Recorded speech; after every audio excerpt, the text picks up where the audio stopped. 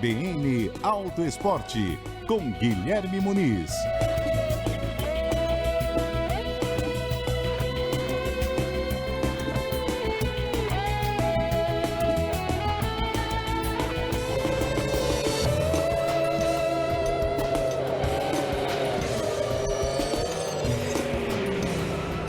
O CBN Auto Esporte de hoje fala sobre uma modalidade específica de automobilismo que gera muita curiosidade em alguns dos nossos ouvintes. Você vai saber como é pilotar um carro de rally e, claro, como esses carros são preparados, o que um carro precisa ter para conseguir enfrentar essas provas todas. Eu sou Guilherme Muniz e hoje estou aqui com o André Paixão, da revista Auto Esporte. Fala, André, tudo certo? E aí, Gui, tudo bem? Olá, os ouvintes. Tudo certo. O André, que inclusive participou recentemente de uma etapa ali, de uma competição de rally. Como é que foi essa experiência?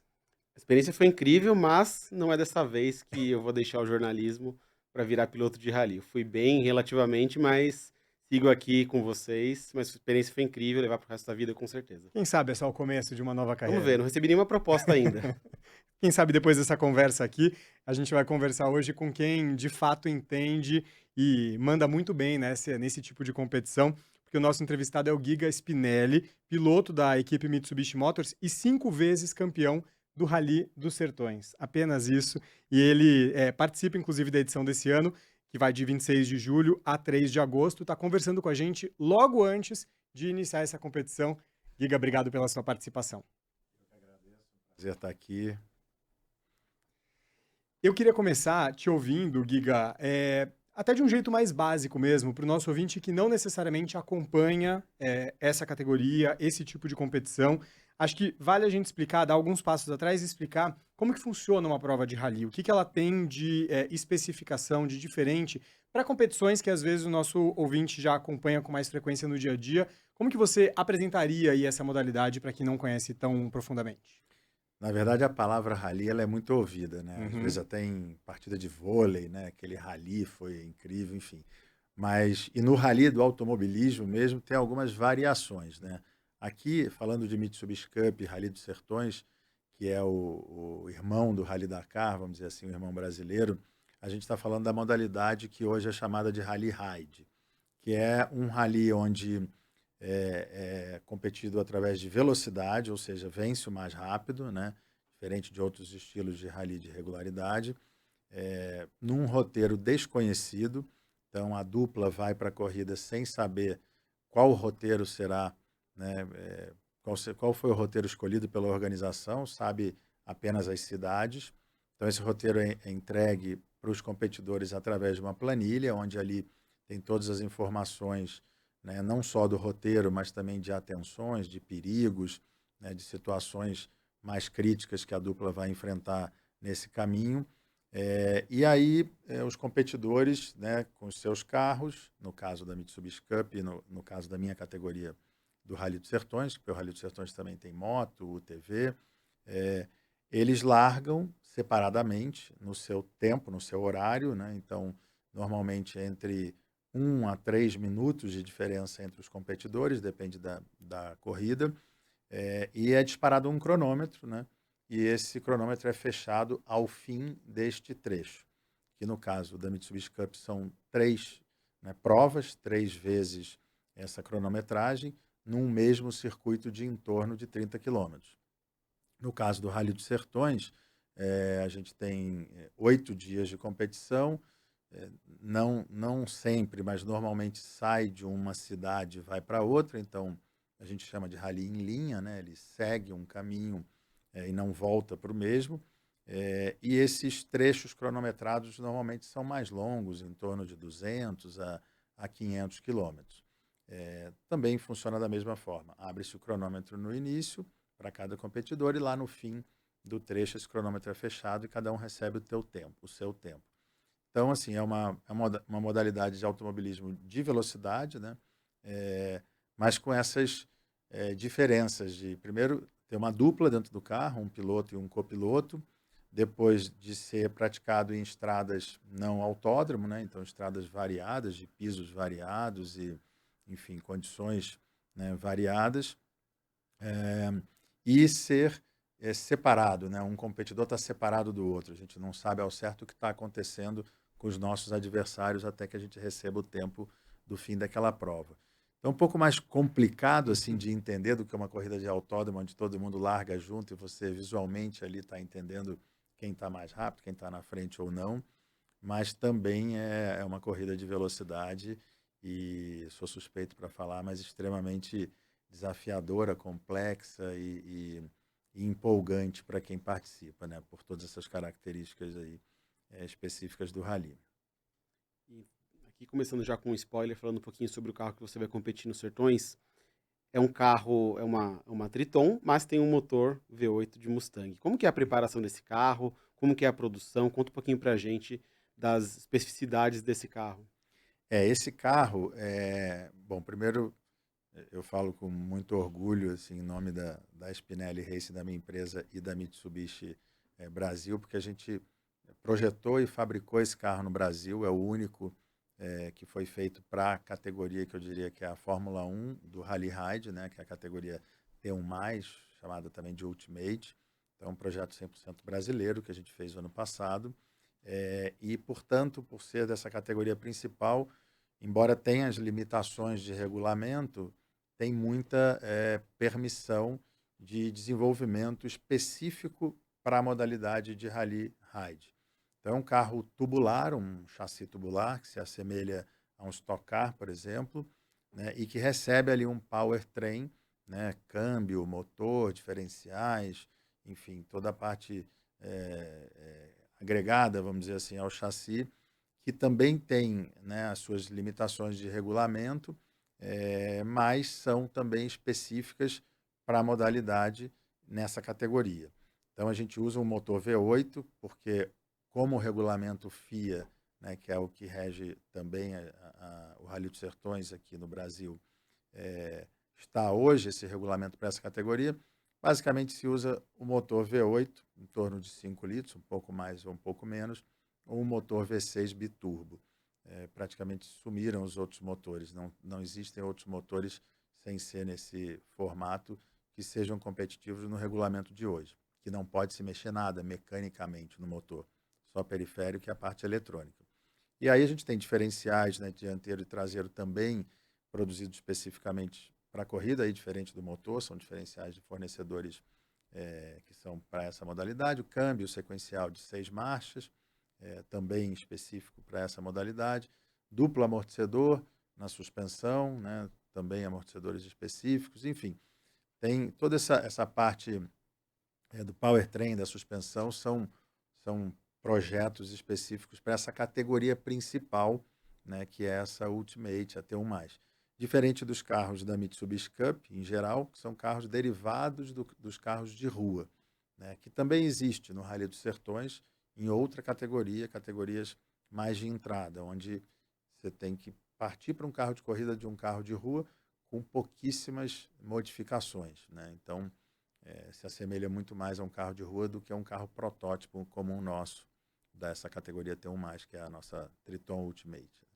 Eu ia te perguntar até que tipo de recursos, assistência ao motorista, até recursos de conforto, por exemplo, esses carros têm ou podem abrir mão de ter, porque a gente já falou por aqui, né? Às vezes um carro de competição, uma versão de um carro de competição, abre mão de recursos como ar-condicionado, troca o banco, faz ali algumas modificações para diminuir peso, para conseguir um desempenho melhor. Que tipo de recursos de assistência ou de conforto os carros de rally têm ou abrem mão para conseguir melhorar o desempenho deles na prática? Aí de novo, assim, são duas situações bem diferentes entre o carro derivado do carro de rua, né, que é uma categoria chamada, até coincidentemente, Stock, hoje em dia, no Rally, antigo T2, para o carro da categoria Ultimate, que é o T1+, que é o carro da categoria principal.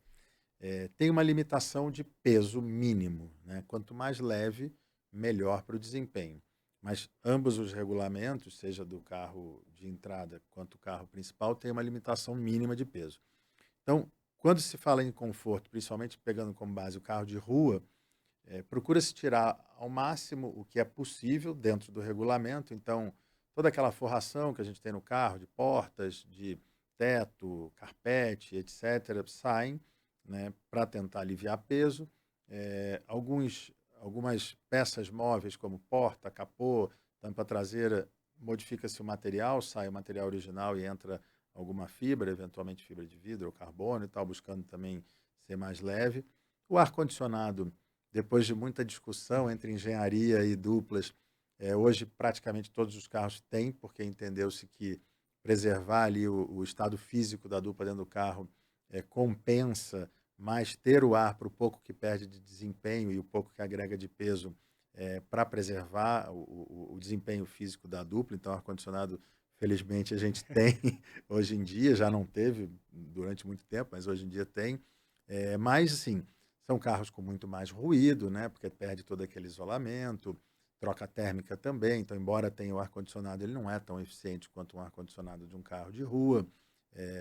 A suspensão, ela precisa suportar muitos impactos, né? Então, o carro é mais duro, né? Mais desconfortável em termos de suspensão do que um carro de rua.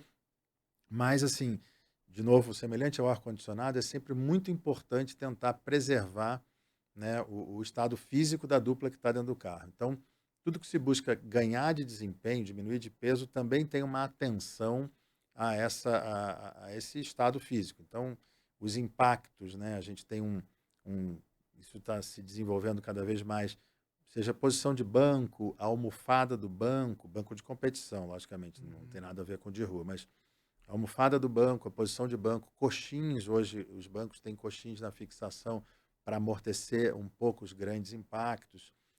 Então tem uma série de recursos que a gente busca, né, calibrando entre performance e também um mínimo enfim, de diminuição da exigência física ali da dupla.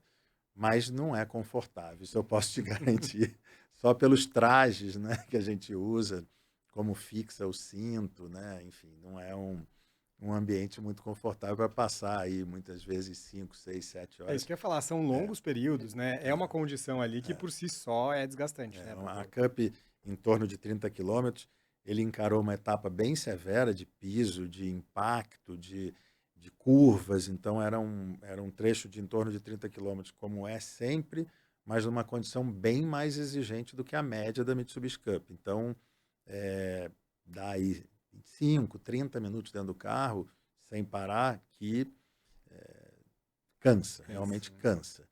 Tá começando a me dar esperança de que eu vou arrumar uma vaguinha. Tá vendo? Mas eu tenho uma história curiosa, um bastidor de 2 anos atrás, quando a Mitsubishi voltou para os Sertões, eu dei uma voltinha de navegador com você no Velocitar. Eu tinha acabado de receber alta da cirurgia de hérnia de disco que eu tinha feito. Nossa. Eu falei, esse vai ser um excelente teste. E a hora que a gente deu o primeiro salto, eu falei, nossa, vamos ver como a gente vai, se eu vou sobreviver ou se eu vou gritar de Vai dor voltar aqui pra nessa... cirurgia. E assim, super tranquilo. Óbvio que tem um impacto forte, mas você não sente nada. Você fica muito bem preso no carro, né? Então, o corpo balança muito pouco, né? Você falou de um detalhe muito, assim, rapidamente falando, porque é Uhum. muito técnico, mas uma das maiores evoluções, eu vou te dizer, nessas últimas 2 décadas, foi justamente o carro ter uma suspensão, veio principalmente através da tecnologia dos amortecedores, onde você consegue ter um carro relativamente confortável, né, para uma aterrissagem, como você comentou, para impactos seguidos, assim, que a gente chama de alta frequência, quando tem muita irregularidade no piso, com um certo conforto e suportando passar rápido nesses lugares. Há 15 anos atrás, a suspensão do carro precisava ser muito dura para aguentar passar rápido sem danificar o carro nesses pisos irregulares. Então, o nível de pancada que a gente tomava dentro do carro, sem dúvida, depois de uma cirurgia de hérnia de disco, você não ia suportar. Hoje em dia é muito mais essa passagem do conforto para a resistência do impacto é muito mais suave, muito mais eficiente do que foi um dia. E é legal porque esse tipo de desenvolvimento é aproveitado, claro, por pilotos como você e numa situação muito mais extrema, mas as montadoras acabam se beneficiando Sempre, depois e sempre. colocando num carro de passeio e tal. Então, é o tipo de transferência tecnológica que é legal da gente destacar também. Mas, André, conta um pouquinho, como é que foi o percurso que você participou da Mitsubishi Cup? Qual que foi a sua Legal. sensação aí a bordo? Bom, já tinha algum conhecimento de pista, né, de circuito, de autódromo, e basicamente o que você faz quando você chega num rally é pegar tudo isso que você conhece, você amassa e joga fora. Basicamente é isso, porque toda aproximação de curvas muda bastante, né, todo o comportamento do piloto. E é curioso porque eu nunca tinha tido, né, essa experiência de pilotar, E foi muito interessante. O pessoal lá comentou assim que eu cheguei que aquela etapa era a Mônaco da Meet Cup, que era a etapa Nossa. de Pirassununga, mais truncadinha. Mas, de forma geral, é muito interessante, porque o carro tem muito torque em baixa. Eu até separei os números aqui. Eu andei na Triton R, Triton Sport R, e ela usa o mesmo motor 2.4 turbo diesel da picape que é feita em série lá em Catalão, só que ela é preparada, injeção, toda a parte de filtro, de escapamento. Então a potência vai para 225 cavalos e o torque sobe quase 7 quilos, vai para mais de 50. Então é um carro que tem muito torque em baixa, câmbio manual, isso é bem interessante. Uhum. E eu imaginava que o câmbio não ia ter engates tão precisos. Então, assim, claro que a gente faz. Eu não estava competindo para bater o tempo do líder da categoria, mas a gente é competitivo, né? Quer fazer o menor tempo possível. E a instrução foi: olha, vai com cuidado nas trocas, mas eu achei muito tranquilo. Tipo, você colocava a segunda para terceira. Jogava pro meio, a terceira estava ali, era tranquilo de engatar. No geral, achei bem interessante. Era uma etapa, assim, a gente fala, né? Velocidade máxima que eu cheguei, 95 por hora ali naquela etapa. Uma reta, em subida, com o canavial dos dois lados e às vezes o retrovisor batendo numa folhinha de cana que estava ali passando pro meio da pista, assim. Então, é uma sensação muito diferente de velocidade. A velocidade em si, o número não é tão alto, mas a percepção de velocidade que você tem é muito legal, é muito mais alta. E nas curvas, tentava até jogar um pouquinho, brincar ali com a traseira da picape, fazer ela sair para tentar ganhar tempo. Não consegui fazer isso. Mas, de forma geral, acho que o desempenho foi bacana. Fiz em 34 minutos e 37. E nessa etapa, quem levou a categoria, se eu não me engano, fez em 28 minutos. Hum. Um trajeto de 30 quilômetros, eu acho que tá, E tá para uma bem ok. primeira ainda. Exato, exato. É. Se eu tivesse mais uma chance, acho que eu baixaria um pouquinho esse tempo. Isso ainda vai acontecer, Isso aí. certamente. Bastante, viu? Tenho certeza que na próxima você ia ficar surpreso o quanto você ia. Porque tem toda essa adaptação que você comentou, né? E é isso mesmo que você falou: sai do asfalto, vai para a terra, não aproveita quase nada das técnicas, às vezes até atrapalha. Então, numa segunda passagem ali, na segunda prova, ia ser uma diferença muito grande de performance. E uma coisa interessante, estava com o navegador, né? E a gente conversou antes da etapa, ele falou: olha, é essencial que você me ouça. Uhum. E de fato, muitas vezes ele tem ali na planilha, né? Então ele sabe o que vai acontecer em 500, 600 metros, mas eu não tô vendo isso. Então eu tenho que confiar no que ele fala para fazer exatamente. Então, direita 3, que é uma curva média, né? Nem tão fechada, nem tão aberta. Eu não tô olhando o que tem ali. Então eu tenho que saber que dali 100 metros eu vou virar o volante, ou eu vou reduzir a velocidade, ou se é uma curva mais aberta eu posso continuar acelerando. E isso é bem interessante, de você muitas vezes não ver o que está acontecendo e você ouve e confia no cara que está ali do lado que ele até tava brincando comigo, né? O Jefinho no dia que o motorista basicamente é o cara que tá ali, né? O piloto é o cara que tá ali só pra seguir o que ele tá falando, né? Que Cumprir ordens. ele é o cara Aham. que manda dentro do carro. Como é que é isso na prática, com a experiência que você tem, Giga, juntando essa questão dessa parceria ali que os dois têm que ter durante a competição, mas isso que o André falou, né? Era a primeira vez que ele estava fazendo, então talvez numa segunda ele já tivesse mais conhecimento, mais confiança e tal. O que é verdade, né? Você vai se aprimorando, você vai ganhando mais traquejo, mais confiança. Por outro lado, você falou que as competições ali da Mitsubishi Cup, você não sabe muitas vezes qual vai ser exatamente a rota que você vai fazer. Então, eu fico pensando se ao mesmo tempo em que você vai ganhando confiança, habilidade e evoluindo, tem também esse inesperado, esse imprevisto, esse desconhecido que joga contra isso, né? Total, assim, a modalidade rally, o imprevisto e o improviso são permanentes, assim, é o tempo inteiro. A Mitsubishi Cup, ela tem uma característica, até a gente junta dois nomes de duas modalidades diferentes de rally, o Rally Ride com o Rally de Velocidade, que é o WRC, é o rally onde os competidores treinam antes nas estradas, passam pelas estradas e conhecem o roteiro. Então é de velocidade também, ganham mais rápido, correm dupla, mas tem essa diferença importante entre não conhecer o roteiro 100%, que é o Rally Ride, e o Rally de Velocidade conhecer o roteiro anteriormente. Então a Mitsubishi Cup ela corre 30 km, né, uma prova de 30 km, 3 vezes, o mesmo roteiro. Então a segunda e a terceira, você está andando no mesmo circuito, né, 30 km, difícil decorar de cara, mas você começa a entender, depende muito da pessoa, mas tem pessoas que têm uma memorização muito fácil, mas de qualquer forma o navegador consegue fazer outras anotações além do que tem na planilha e fica mais parecido com o rally de velocidade. Porém, o piso muda muito. É uma característica de rally. Com a passagem de carros, de veículos em geral, vai mudando as características do piso. Se é arenoso, por exemplo, vai criando aqueles facões que a gente chama, que é como um trilho. Se é um piso que tem um farelinho por cima, pode ir limpando e ficando com mais aderência.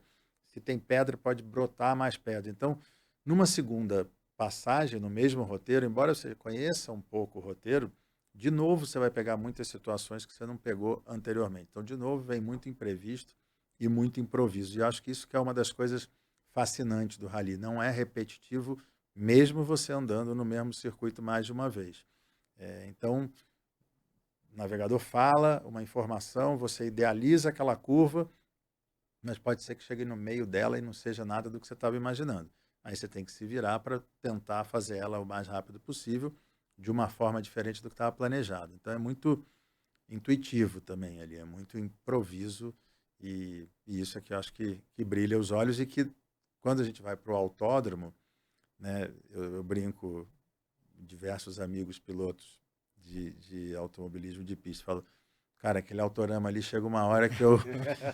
que aí o barato é a corrida, né? A ultrapassagem, Sim. defender posição, que sem dúvida é incrível. Mas você andar sozinho num autódromo, chega uma hora que você chegou no limite do carro, da pista, e etc. E aí você só consegue superar se mudar o pneu, se mudar um acerto, se tiver outras variáveis. Mas a pista, ela está basicamente com o mesmo tipo de aderência, né? Óbvio que se mudar a temperatura, emborrachamento e tal, tem sutis diferenças, mas você consegue entender, vou frear ali, vou botar tal marcha, vou começar a acelerar não sei aonde, o pneu vai ter que sair, e aí vira uma receita. No rally não existe isso, você tem que toda hora ir fazendo, e é muito comum você terminar uma curva e falar, pô, poderia ter feito muito mais rápido. Provavelmente muitas ou todos vão estar com a mesma sensação, porque só passou ali aquela vez e não vai passar de novo, entendeu?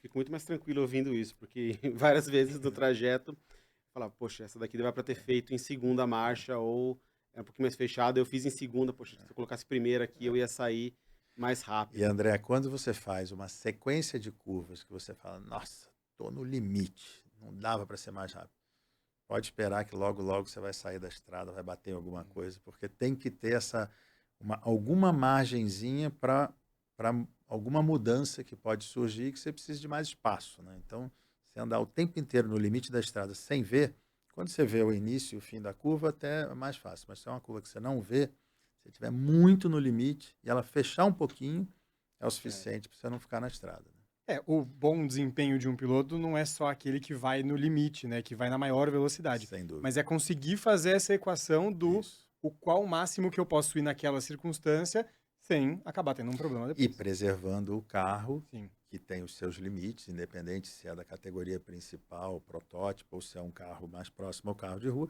todos os veículos têm o seu limite. Fórmula 1 tem, o carro de...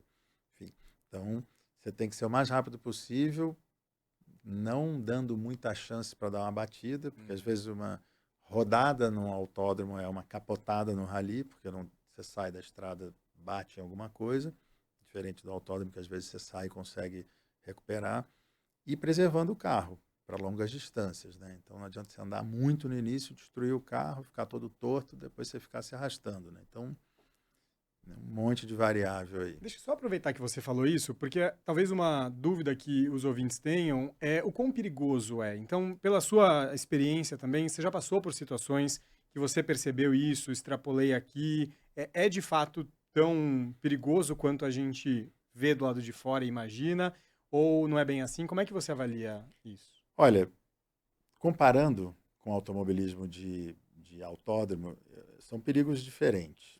O automobilismo é um esporte de risco, né? Assim como diversos outros esportes. E acho que isso é uma das coisas que fascina também, não só quem participa, mas quem assiste, né? Tem um risco envolvido. Eu diria assim, hoje os carros, cada vez mais, sempre, isso é permanente, os carros vêm evoluindo, não só os carros, né? Os equipamentos, o cinto, os macacão, capacete, tudo vem evoluindo, né? E até as regras, né, muitas vezes das corridas mudam. Hoje, por exemplo, a gente tem um limite de 170 km por hora.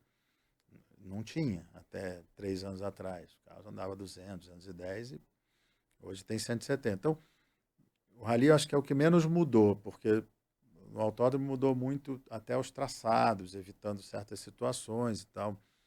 No rally mudou muitos carros, mas não as rotas são as mesmas, né? O estilo de rota. Mas assim, acho que os riscos que existem são riscos de uma desaceleração muito brutal, bater em alguma coisa, uma árvore, cair às vezes numa situação de água, né, e não conseguir sair do carro. Mas estatisticamente, olhando, né, a história, o risco grave de morte é baixo. Assim, o índice de mortalidade num rally de carro é baixo. Quando você vai para moto, já é bem maior. Tá? E assim, obviamente, você não fica olhando, né? Putz, tem uma árvore ali, vou diminuir. Mas as situações mais extremas de risco, a organização coloca na planilha. Então, se você tem uma curva com um precipício do lado, um lago do lado, está indicado, bem indicado, num rally bem organizado, bem feito, está bem indicado na planilha. E aí, obviamente, você, né, avalia ali o quanto você vai correr de risco naquela situação mais crítica. Topos de serra, subidas de serra ou descidas de serra e tal. Mas, em geral, as batidas raramente machucam alguém dentro do carro. O maior índice de machucados, e que vem também sendo desenvolvido, eu falei um pouco no começo, é a coluna. Né? E principalmente os ralis de deserto, que quando se cai de duna, alguma coisa assim, que a suspensão comprime plenamente, dá um fim de curso e aí o impacto é muito forte na coluna. Ano que vem, provavelmente já vai ser, provavelmente não, acho que já está decidido isso, vai ter um sistema de amortecedor nos bancos. A gente veio mudando posição de banco, hoje a gente pilota mais deitado para evitar os impactos mais retos na coluna, então assim dilui um pouco mais. Como eu falei, a almofada, o coxim, enfim, tem uma série de recursos que a gente vem passando a usar. Então, os impactos de coluna são os piores normalmente. Mas capotar, mesmo as batidas mais fortes, assim, normalmente não machucam quem está num carro. Né? Passando para os outros veículos, o TV mesmo, e moto principalmente, aí eu acho que é um pouco mais vulnerável. Tem uma curiosidade, acidentes são inevitáveis, né? Acontecem, falhas mecânicas. E durante a etapa da Meet Cup, andando, né, pela parte onde ficam as equipes, fica um caminhão com peças. E aí os pilotos, tive um problema, você vai até o caminhão, compra a peça que você precisa e já troca na hora. É uma curiosidade também. Esse é um recurso que a Mitsubishi oferece na Mitsubishi Cup e também no Rally dos Sertões para os clientes da Mitsubishi, que é uma maravilha em vários aspectos para as equipes. Né? Primeiro, porque você não precisa estocar peça, né? Ter esse gasto, que você não sabe ao certo quais você vai usar. Algumas estão ali dentro de uma troca preventiva, dentro do plano de troca de peças durante o rally, mas as demais, provavelmente, você não vai usar, a não ser que aconteça alguma coisa inesperada. Então, se você for planejar o seu estoque de peças para uma corrida dessa, você tem que levar, no mínimo, um carro inteiro de peças, porque qualquer coisa pode quebrar. Né? Fora as que você já sabe que você vai trocar. Então, a Mitsubishi oferecer essa facilidade de ter as peças ali ainda num preço especial para os competidores, financeiramente e também logisticamente, né, para você não ter que transportar, controlar aquele estoque inteiro, uma facilidade muito grande que ela desde sempre aí propicia para os clientes da marca. Como é que você, falando aí então sobre a Mitsubishi Cup e o Rally dos Sertões, né, que são competições diferentes e, enfim, realidades diferentes, mas você estava comentando aqui com a gente antes de começar a gravação que você acompanhou os dois ali desde o início, basicamente, né? Como é que uma competição dialoga com a outra? Participar da Mitsubishi Cup ajuda quem eventualmente depois chega numa competição como o Rally dos Sertões? Como é que essas duas provas dialogam ou até tem diferenças, né, de uma para outra e tal? Eu acho que elas são complementares, né? A Mitsubishi Cup é um campeonato de 7 etapas, né? O Rally dos Sertões é uma prova isolada, mas está dentro de um campeonato brasileiro de Rally Ride também, que tem outras provas aí ao longo do ano. Eu acho que são provas complementares. Tem alguns, não muitos, mas tem um percentual aí, talvez uns 10 a 20% dos participantes da Mitsubishi Cup que participam do Rally dos Sertões. E talvez mais ou menos essa mesma quantidade, o inverso. Então tem pessoas, tem equipes, navegadores, pilotos, normalmente mais os pilotos, que preferem uma modalidade ou outra. por vários aspectos. Às vezes pela questão de custo, a Mitsubishi Cup é mais barata, talvez pelo desafio do Rally dos Sertões, por ser mais longo e tal, aí prefiram o Rally dos Sertões pela variedade de piso, pela extensão dos dias, cada dia é muito longo e tal. Mas são muito complementares, assim. Um bom piloto da Mitsubishi Cup, que anda na frente, como é um rally mais curto e que repete 2 vezes, quer dizer, 3 vezes o mesmo roteiro, o piloto anda muito mais no limite do carro e da estrada do que num Rally dos Sertões, que é muito mais longo. Então, um bom piloto de Mitsubishi Cup normalmente tem facilidade de pilotar no ritmo do Rally dos Sertões. Mas tem o desafio de encontrar uma variação de terreno muito maior do que encontra em 30 quilômetros, uma vez que às vezes você anda 300, 400 quilômetros e muda muito o piso, o tipo de estrada e tal. Por outro lado, um piloto de Rally dos Sertões, que está acostumado em longa distância e tal, enfrenta uma distância menor, como da Mitsubishi Cup, com facilidade. Então, acho que tem aí um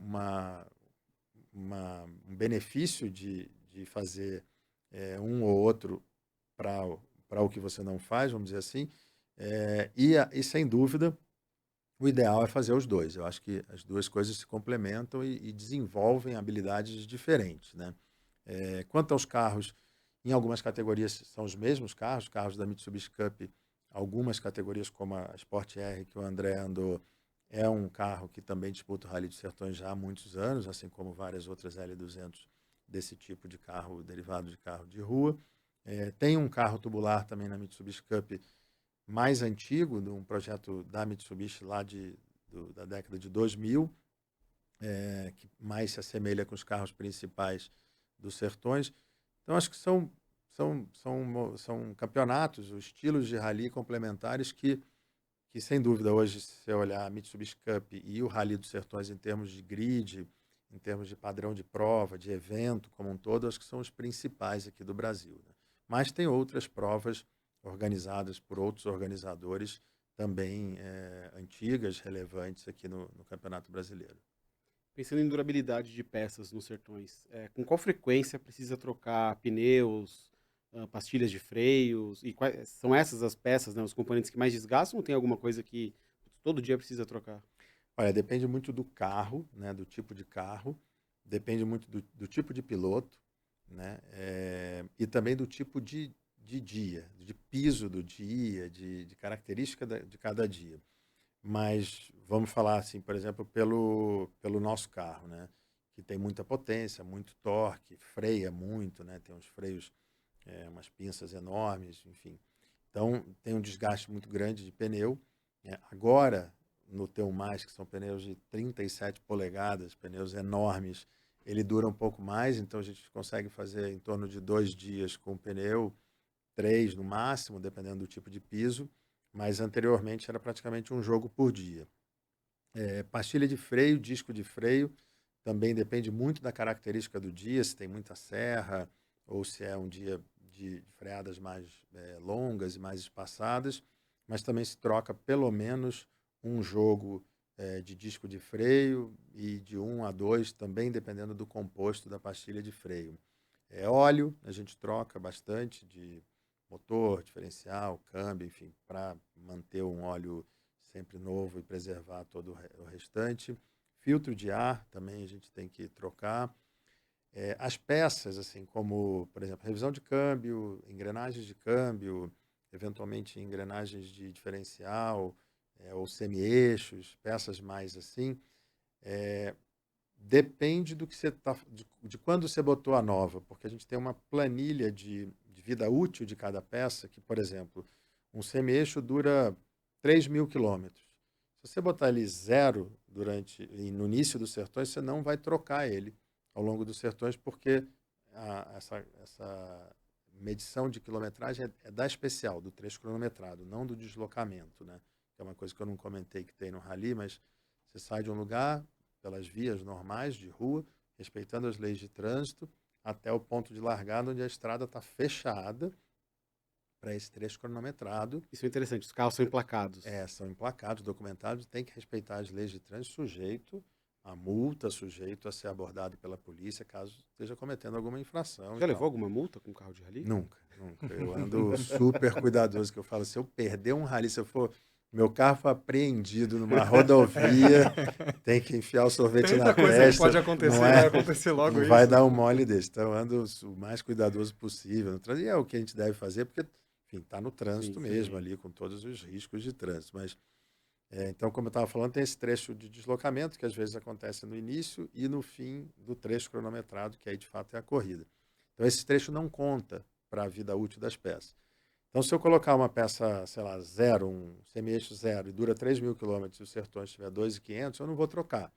Mas se eu for fazer um outro Sertões com esse mesmo semi-eixo, com 500 quilômetros, eu vou trocar. Então, você tem que olhar quantos quilômetros, isso é um trabalho que é planejado antes, né? Uma planilha de vida útil das peças, que tem até, muda a cor quando está chegando, enfim, ela meio que te avisa, isso com o pessoal, com a engenharia.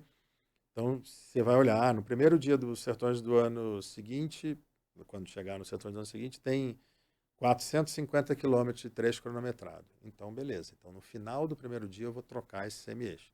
Então, tem peça que a gente troca ao longo dos Sertões, não porque ela não aguenta um Sertões inteiro, mas porque ela já vem de alguma rodagem anterior. Então, esse é um trabalho também super importante, feito antes, né? Aliás, boa parte do trabalho para um rally desse é feito antes de sair para o rally, né? Que é uma parte super relevante. Para dar certo a corrida, você tem que sair muito bem planejado.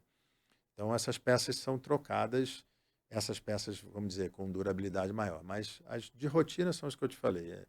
Pastilha de freio, disco de freio, óleo, filtro. Essas são as que trocam bastante assim, ao longo da corrida. Fazer uma pergunta aqui que tem a mesma pergunta mais ou menos para os dois, só que com abordagens diferentes, né? Você que fez aí uma etapa pela primeira vez, qual você diria que foi a maior dificuldade, assim, para alguém que pensa em começar, o que que precisa ter em mente agora que você já passou por pelo menos uma etapa? Acho que é interessante você ter uma noção de quão fechada é a curva e qual a marcha certa para você sair dessa curva. E também aquilo que a gente estava falando das diferenças, né, de um autódromo. Às vezes você faz uma frenagem, se você não está exatamente alinhado, o carro tende a querer sair, e na saída de curva a mesma coisa. Às vezes você quer cortar uma curva, fazer por dentro, fazer ali a tangente, e ali tem um obstáculo, ou ali tem um buraco, ou ali tem um morrinho. Se você for por ali, você provavelmente vai ou cair ou vai capotar o carro. Então, acho que o primeiro conselho é ouça o navegador. Ele não vai te colocar em enrascada. Sim. Bom Essa aluno. é Bom bom aluno, aluno. aprendeu Bom direitinho. É isso que eu ia te aluno. perguntar. Costuma ser esse mesmo o Sem maior dúvida. desafio? Qual é a orientação para alguém que pensa em começar? Primeira coisa, o André falou 2 vezes já, assim, eu sempre sugiro que qualquer iniciante venha com, seja piloto ou navegador, que a sua dupla seja experiente. Então, se é um navegador iniciante, coloca um piloto experiente. Se é um piloto iniciante, coloca um navegador experiente, porque essa troca dentro do carro agiliza muito o aprendizado e minimiza muito as variáveis de risco. Depois o André comentou super bem, assim, entender as curvas, né, as mais fechadas e tal, o posicionamento do carro na curva, se você vai muito por dentro, muito por fora, a leitura de piso, complementando ele, esse posicionamento que ele falou de pegar alguma coisa, eu sempre comento muito da leitura do piso, isso é um diferencial do rally, isso também não se aprende num PowerPoint, é com a quilometragem rodada, né? Mas entendendo um pouco como funciona o carro, que marcha que você vai entrar na curva, o que acontece numa frenagem.